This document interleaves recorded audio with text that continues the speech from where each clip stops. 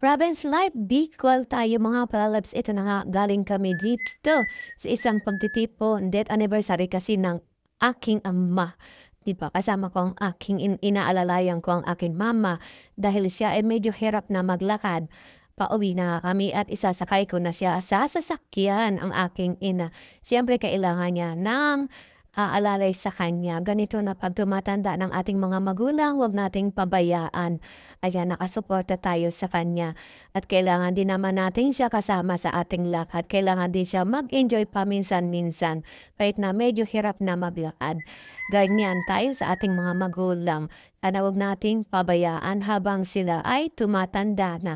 Yan, mahalin natin sila. Mas lalo natin ipadama sa kanila yung ating pagmamahal mga palalabs. Ito nga binisita ko siya dito dahil umuwi ako ng Bicol, sasakay na siya dito sa sasakyan para pauwi na kami. Ayan, sana nag-enjoy kayo sa panonood at yung lahat ng mga may magulang pa, pasalamat kayo at may mga magulang pa. Alagaan natin sila habang sila ay nabubuhay pa. 'Di ba tama? Ayan, ingat-ingat sa lahat at sa lahat ng may mga mama pa at sa walang mama.